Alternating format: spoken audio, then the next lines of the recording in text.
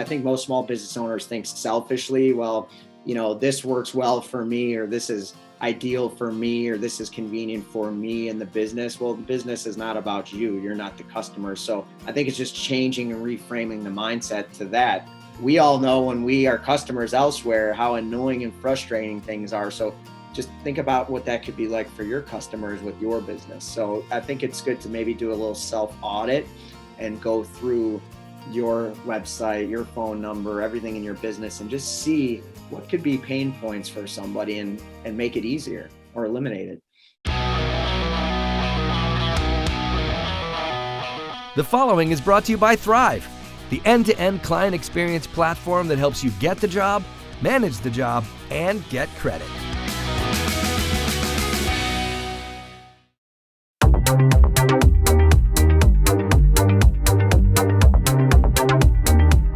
Hey, this is Gordon Henry at Winning on Main Street, and this week you get to meet Hank Ebeling. Hank is a small business entrepreneur and the founder and owner of H4 Training Gyms. He's built his career on a passion for customer service and customer experience. He shares his insights in interviews, conversations with a range of other small business owners in the popular Success Trails podcast. Hank recently authored the book, Crushing the Competition with Service, which you can find on Amazon. Welcome, Hank. Gordon, thanks for having me. As a listener and fan of the podcast, I'm happy to be on. Awesome. Well, it's great to have you. And there's a lot to talk about. You're a busy guy. So let's just start by talking about H4, this company you've built. And then we're going to get into your favorite topic, which is customer experience and great customer service. So what is H4 Training? How did you get it started? Yeah, so we're a small group kind of boutique fitness studio and have been in the fitness industry since college. And it was kind of one of those things where I worked at different prominent clubs, probably most notably the listeners would know the brand Equinox, which is found in most major markets. Spent about 7 years there, management, training, and knew I wanted to open something that was my own, that was that type of quality, but could be found in the suburbs, right? You find those type of quality facilities in the city, but your suburbs don't necessarily always get that type of high-end service. It's a nice facility. So that was always my vision. Eventually took the plunge in 2013, and then we eventually expanded to a second location in 2017. And that's where we're at today with 2 locations, about 20 minutes apart. And our average client is about 50 years old, female, and we have as young as 15 and we have as old as 75. So quite a diverse background of clients. But yeah, it's a great training environment, a very inclusive environment, and to me, a very high-end gym experience in the suburbs. When I think about gyms, they tend to have this sort of certain type of person. I mean, the person who goes to Planet Fitness versus, say, Gold's Gym, we all can kind of picture who we're thinking about there. But yours sounds kind of broad. What is the one thing they're all coming for that unites what they're looking for? Yeah, I think maybe pre-pandemic, everybody was fat loss, get leaner, right, healthier feel. Now you're starting to see after post-pandemic, a lot of people, I just want to be overall healthy, right? I want to be mentally healthy. I want to be less stress in my life, and I want to be physically strong. And most of our clients are at that age where their kids are getting older. They might even have grandkids. They want to be able to extend their life and have those years at a higher quality than maybe other people, right? They want to play with the grandkids. They want to take trips and hike and not be the 70-year-old who can't do those type things. So we've seen a shift, but overall, I would say it's fat loss and maintain lean muscle. Makes sense. Fitness seems to be one of these industries where there's always a new trend. There's always a new routine. There's always a new diet. How does a consumer sort through the noise and the fads and get to what's, really matters? Yeah, I mean, you probably nailed it. It's kind of like that in a lot of industries, right? There's always some new shiny object. And a lot of times that might work and it might be fun because it's new. But at the end of the day, there's your basics, right, that you're always going to do, which is your weight training, cardio type exercises. And those basics, you can kind of package them in a unique way and still keep them the basics, right? So that's what we try to do, where you'll see, the boxing craze, and you'll see these, ballet type bar classes, and you'll see all sorts of different things, and they're all great, but they tend to be just that, a fad. And in the long game, you need to just do the basics. And I mean, really, at the end of the day, you need to do what works for you, is what I would tell somebody. Yeah. Yeah. If you can keep it up on a regular basis over a long period of time, that's the best thing, right? Because most people's problem is they kind of yo-yo, right? They get Yeah. into it and then stop. Yeah. Just transitioning here, as I said at the beginning, you're ultra focused on customer service. You've written a book about it. I know you talk about it on your podcast. Why is that so critical for you and for any small business person? Yeah, I go back to when I first started my career in fitness, and I had a manager, and she was obsessed with customer service and body language and how you talk to people. And that really stuck with me at an early age, being in the industry. And then as I started to evolve myself in the career, I noticed that was such a competitive edge. I might not be as smart as others. I didn't have the experience others did when I first started. But if I could give my clients just an amazing experience and give them this outstanding service, that would give me such an edge. And it was something so simple, but not everybody did. So I started to see my business grow by focusing on that. And then when I eventually opened my own business, I took those same principles, same philosophies, and used that to grow our 2 locations. So I think no matter what business, fitness, salon, landscaping, restaurant, you name it, it's an underrated competitive advantage is customer service, because I think we take it for granted, but not every business excels in it. Right. Yeah, it just seems so many small businesses struggle with customer service. We've talked about it before on the show here. As an example, I had to do a lot of renovating on my house when I bought this house, and getting people just to call you back when you call them and say, "Hey, I'm ready to do business with you." It's amazing. It can be like a whole chore just to, and you're interested legitimately in hiring somebody. Why do so many small businesses struggle with customer service? Yeah, I think it comes down to, really, it's leadership. It's the owner, the business owner. And I like to equate it to fitness, right? If I said, Gordon, if I said, anyone listening, do you think it's important to get in really good shape? Everybody would say, of course, right? Well, why isn't everyone in great shape? Well, you don't prioritize it, and you don't execute on what you need to do, which is eating right and exercising. Same can be said for customer service. Get a room of 100 small business owners.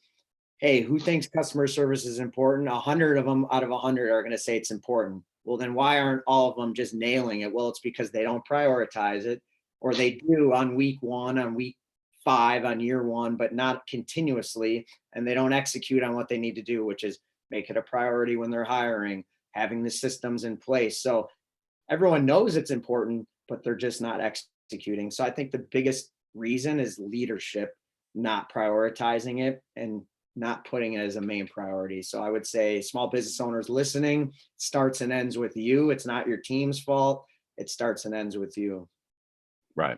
So let's talk about, proactively, how does somebody begin to build a great customer service culture? And what are some of the key customer service strategies that you've unearthed and talked about in your book? What would be your maybe top 3 recommendations that you could think of?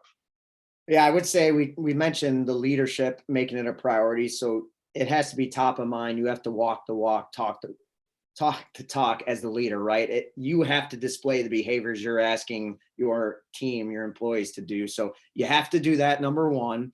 And then number 2, I would say you got to create a service vision. Mm, And some people might say, well, what is that? Essentially, it's what you would want your customers to experience from your service that your business provides. This is generally a few words. It can be a sentence. It can be something very simple. For us, it's care, commitment, and community. It's when customers think of your business, this is the type of service they're thinking about. And it could be someone's mission statement, maybe slightly adjusted. It could be its own standalone. So I think you have to create that, because that's essentially the beacon of light for your business and your team. Hey, this is what we're about. Everything surrounds this statement, if you will. So you got to sit down and write one of those if you don't have one. And then last, I would say, is from a hiring standpoint, it has to be your focus. Most small businesses drop the ball on when they hire someone, they go, hey, you know what, Gordon, welcome. Here you go. Here's a binder. Good luck. Or go talk to Bill. He'll show you the ropes. And that just doesn't cut it. You have to have an actual systematic process of how you're onboarding people. And most people start with the technical side and they don't even touch customer service, or it's, hey, you know, customer service is really important here. All right, let's start getting you on the computer. Let's start teaching how to train. Let's teach you how to cut hair, serve a table, when they should be doing the opposite. Let's big chunk service, and then let's get to the technical side. So I think it's prioritizing service within the onboard. Right. Yep. Makes a lot of sense. You know, one of the things I find with what I think of as customer experience and not just customer service is, you know, it's not all about just a friendly voice on the phone or people saying, you know, please and thank you, and sort of those basics of being, you know, kind of polite or nice or having a pleasant voice. A lot of it is making it easy for the customer to do business with you. And, you know, some of the things that I think people like to do, whether it's a big business or a small business, is to have the business able to do business with them kind of in the way they want to. So let me give you an example. If I want to book an appointment with you, I should be able to do it at 10 o'clock at night or even 2 in the morning, if that, you know, is my thing. And I shouldn't have to do it just during your business hours, right? We've all called an office, and I'll pick on the doctors, but a lot of times it's a doctor's office and you call at 12:30 and you literally got a voicemail saying we're out to lunch. You're like, it's 2022. Like, isn't there some way I can book that appointment without having to talk to a human at 12:30 in the afternoon? You know, making it easy for the customer to do the business with you the way they want to. And I think a lot of small businesses are still kind of waking up to that, making it easy for people. You think about some of the great companies that we all admire, you know, Amazon, you know, you book it anytime, the package shows up at your door in a day or two. You know, Uber, you book it on your phone, you see the thing drive, you know, the car driving up to your doorway. You know, these are companies that have figured out how to, you know, delight you and make it super easy for you to do business with them. And small businesses just seem to have that as a problem. Yeah, I mean, you nailed it. Bezos, I know he mentions to give the customer that extra chair at the table, right? That you have to think about them in mind. And I think most small business owners think selfishly, well, you know, this works well for me, or this is ideal for me, or this is convenient for me and the business. Well, the business is not about you. You're not the customer. So I think it's just changing and reframing the mindset to that, you know, be your customer for a day, see what it's like to go on your Mm. website, try to call you. You know, would you get frustrated? I mean, you mentioned too earlier about can't get a hold of anyone. We all know when we are customers elsewhere how annoying and frustrating things are. So just think about what that could be like for your customers with your business. So I think it's good to maybe do a little self audit and go through your website, your phone number, everything in your business, and just see what could be pain points for somebody and make it easier or eliminate it. In just a minute, we'll be back with more from Hank Ebeling. But first, let me ask you, what if getting small business insurance could be easy? Coterie Insurance, that's Coterie, Coterie Insurance, connects small businesses with insurance agents to provide expert advice and simplified coverages. Get a quote, get covered, and go back to building your business with Coterie Insurance. That's Coterie, Coterie Insurance. Go to agents.coterieinsurance.com today. Small business insurance simplified with Coterie Insurance. So coming back to Hank Ebeling, Hank, you're super prolific in terms of your own writing and podcasts. I mean, you're a machine. It's pretty amazing once I start looking online, all the places you show up. First of all, why'd you write this book? What was the purpose in doing that? Yeah, so I've always wanted to, as a small business owner, you know, small business owners are our own, I want to say, dynamic group. You know, we're a tight knit group, especially within your local community. And so I feel like it's really important for all small business owners to share knowledge, to share strategies with each other, because we need one another to grow and, you know, succeed. So I wanted to share what helped me succeed from that standpoint and my passion, which is service, with others. And I wanted to make it super simple, easy read, not a 300-page book. And so that's why I wanted to put it out there, honestly. And COVID was the perfect time to write a book. So it just happened to work out that way. And the book again is called Crushing the Competition with Service, right? Yeah, yeah, you got it. Because we talked about it, it's a strategy that's underused to compete in today's environment, no matter what business. So that's why the title is so. Hmm. Now, you're on this podcast. I've heard you on some other podcasts. Why do you enjoy doing these podcasts? Does it help your business? Do you get more people coming into the gyms? Honestly, I like sharing my story. I think it's important. We just touched on it. Small business owners, share your story, help somebody else, because there's always someone a couple steps below you, hopefully, that can take a little piece of advice and help them move forward. So I think it's, paying it forward essentially, as all business owners should do. Right. And has producing content online helped you grow the business? I mean, have you found there's been a sort of payback on this, or? Yeah, from that standpoint, the social media posting for H4 has helped us grow, because so many people are on there. And then my own posting has helped just from a personal standpoint of coaching other small business owners. So yes, on both fronts. Just looking forward, we're now into hopefully the end of the pandemic or close to the end of the pandemic, and things are opening back up. What do you see for the rest of 22 in terms of what's next for you and for H4? Are you looking to open any new gyms, any new locations, anything like that? I think for the H4 training standpoint, our goal is just to continue to grow and then look for expansion, possibly next year, the year after. And then just from my personal standpoint, just to continue to coach small business owners, which currently working with the restaurant now on just developing their service culture and, taking their business up a notch from a customer service standpoint. Okay, so I didn't realize you're consulting directly to other small businesses on customer service. That's a separate kind of line of activity for you beyond running the gyms.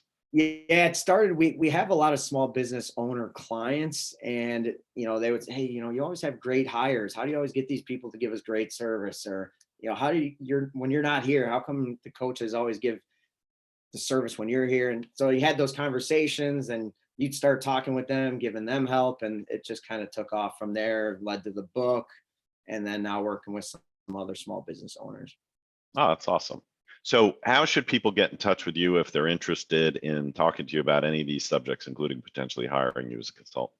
Yeah, you can check me out. Social media is probably the easiest. You can go to LinkedIn, Hank Ebeling, you can go to Instagram. Those are probably the two best places. Hank Ebeling, shoot me a message. Love to help you any shape or form, no matter what business you're in, because customer service covers all business, gyms, restaurants, salon, you name it. We mentioned it.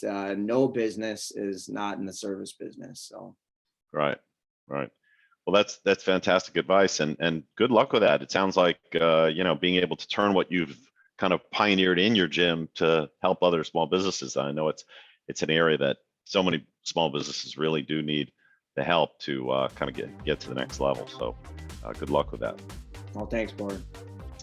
So thanks for stopping by, Hank. We really enjoyed having you on the show. And if you enjoyed this podcast, please tell a friend or colleague to subscribe, and please leave us a 5-star review. We'd really appreciate it. Until next time, make it a great week.